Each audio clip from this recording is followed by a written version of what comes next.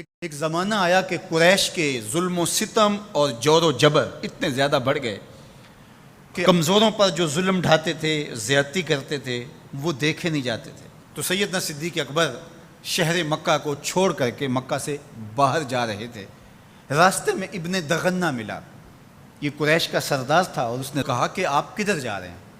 تو آپ نے فرمایا کہ اس شہر میں اب رہنا نہیں ہے جہاں جور و جبر کا رواج ہو، جہاں ظلم و تعدی پھیلتا ہی چلا جائے، جہاں شر کو کوئی روکنے والا ہی نہ ہو، تو میں تو اس شہر میں نہیں رہنا چاہتا۔ تو ابن دغنہ نے آپ کو روک لیا، اس نے کہا میں آپ کو نہیں جانے دوں گا۔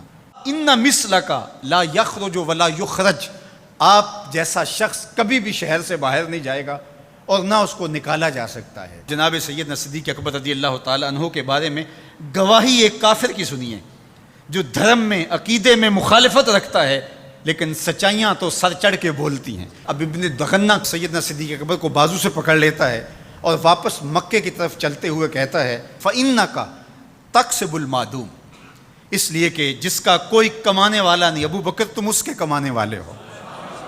تم اگر تاجر ہو تو تمہارا مال تجارت جب بکتا ہے تو غریبوں کے چولہے جلتے ہیں، تو تم اگر چلے گئے تو غریبوں کے چولہے بجھ جائیں گے، شہر میں اندھیرا ہو جائے گا، لوگ فاقوں سے مر جائیں گے، تمہیں نہیں جانے دیں گے۔ دوسری بات وَتَصِلُ الرَّحِمَ، تم صلہ رحمی کرتے ہو، تمہارے رویوں کا جمال اور تمہارا طرز معاشرت اتنا خوبصورت ہے کہ لوگ رشتہ داروں کے ساتھ رویہ کیسے کرنا ہے تیری چوکھٹ پہ آ کے سیکھتے ہیں۔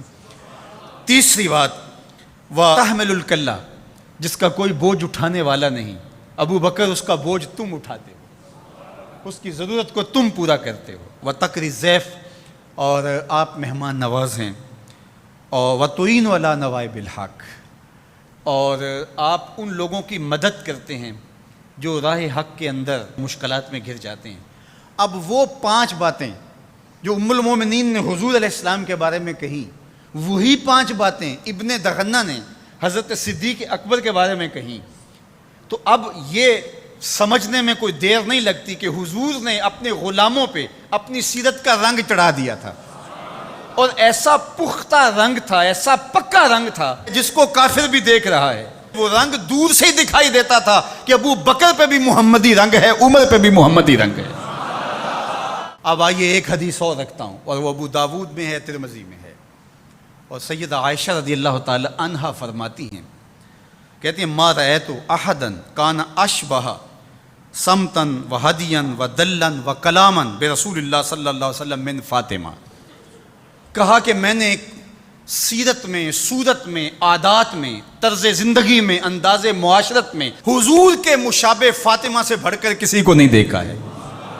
اگر حضور کی سیرت کا عکس کامل دیکھنا چاہتے ہو، اگر حضور کے جمال کا نقشہ مکمل دیکھنا چاہتے ہو، اگر محمد عربی کی تصویر دیکھنا چاہتے ہو، تو وہ فاطمہ بنت محمد ہے صلی اللہ علیہ وسلم۔ ابو بکر صدیق حضور کے رنگ میں رنگے ہوئے، سیدہ فاطمہ حضور کے رنگ میں رنگی ہوئی ہیں، اور وہ بھی حضور کی تربیت کا عکس ہیں، اور یہ بھی تربیت کا عکس ہیں۔ وہ بھی حضور کا رنگ اور یہ بھی حضور کا رنگ، اور دونوں ایک ہی سینے سے پھوٹتی ہوئی شعائیں، ایک ہی چمن کے مہکتے ہوئے 2 پھول، ایک کا نام فاطمہ ہے اور دوسرے کا نام ابو بکر ہے۔ اور اگر کوئی انگلی اٹھاتا ہے سیدنا ابو بکر پہ تو وہ حضور کی تربیت میں نقص نکالتا ہے، اور اگر سیدہ فاطمہ تو زہرا پہ کوئی بات کرتا ہے تو وہ بھی سوچے بات کہاں تک جا رہی ہے۔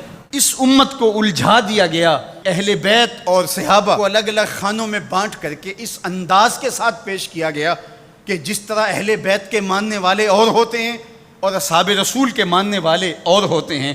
ہماری محبتوں کا مرکز ذات رسالت مآب صلی اللہ علیہ وسلم ہے۔